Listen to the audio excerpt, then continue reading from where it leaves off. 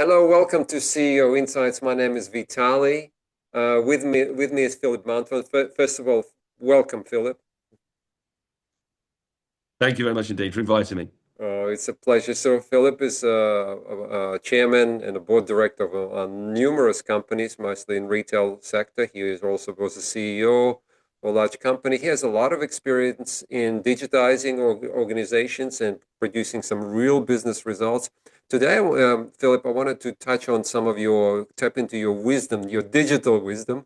I mean, not you. I mean, you're an analog Yep. guy, a human being, but you Yep. had a lot of experience in creating efficiency in that space.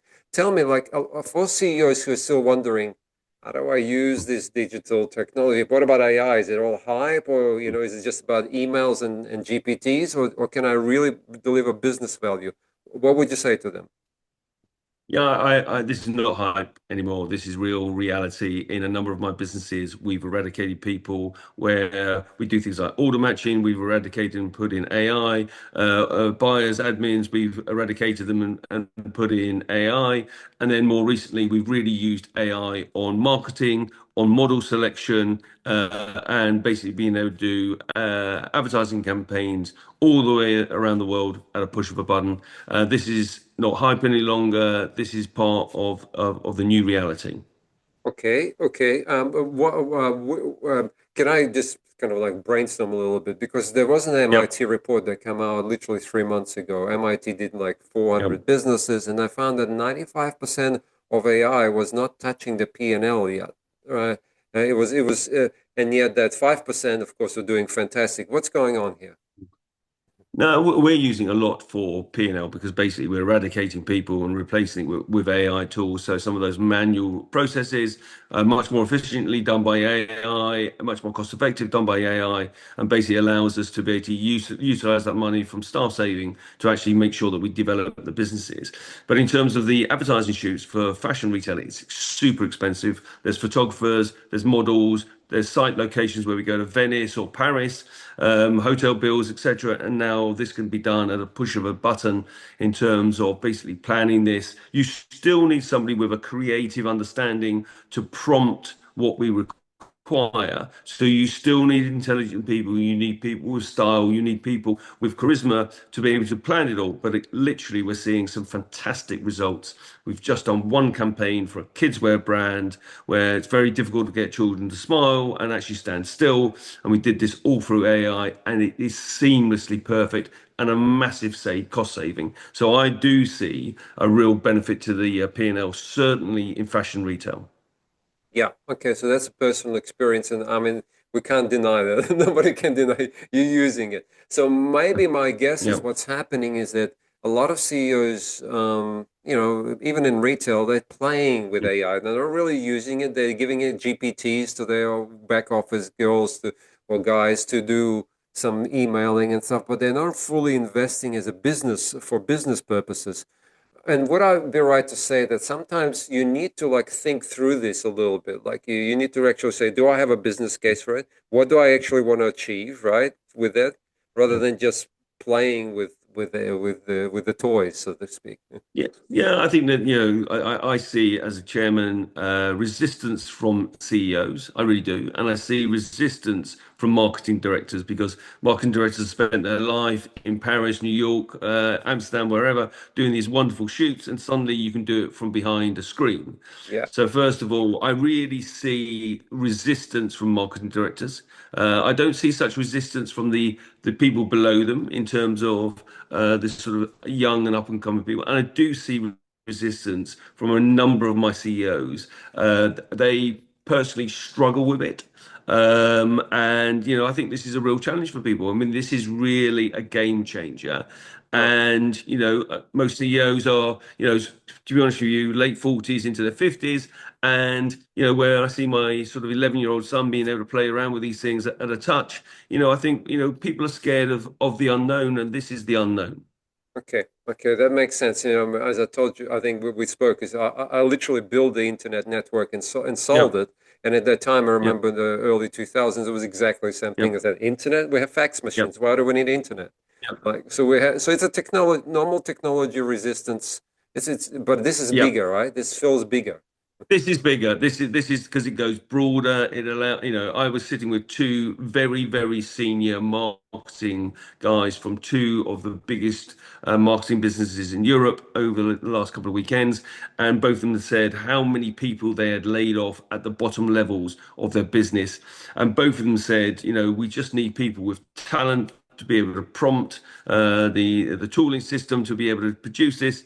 And I just said to him, but guys, at some point you're going to get to problem because you've taken out layer one, two, and three, and you're really looking at layers five and six and seven. But the problem is, if you've taken those out, who is actually going to come through the ranks to be able to prompt AI in a couple of years' time? And one of them rang me back about 3 or 4 days later and said, Philip, I've had sleepless nights over this.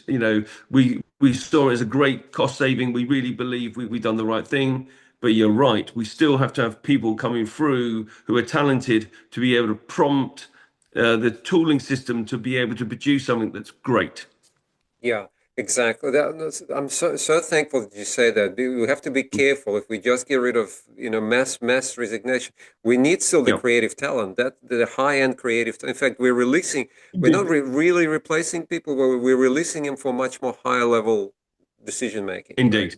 Yeah, Yeah. yeah, yeah. So you, But I do think there is cost saving. There really is cost saving. I think at the end of the day, we're using our small business using AI. They're using off the peg AI tooling with SaaS payments, low cost, and still getting some great results. I think, some of the big companies are going to the really big AI technical companies, paying still at the moment high amounts of money, and they're actually not seeing any saving at all. But longer term, there will be saving. I'm telling you, there will be saving. yeah, that makes total sense. Yeah, Yeah, sometimes yeah. it's not evident right up front, and No, there is a bit of hype. Of course, there is a lot of selling going on, but then yeah, as it comes down, and we get really tuned in terms of matching the function to the business case, right? Like yep, really using it yep, for what it's supposed to be used. Uh, yep. we will have a lot of savings. Yeah, Yeah, and we saw the same with ecom. Everybody, and I won't use brand names, everybody went to one of the big three ecom platform providers, paid huge SaaS fees, and now there are these new, much more agile platforms coming to the market with huge cost savings.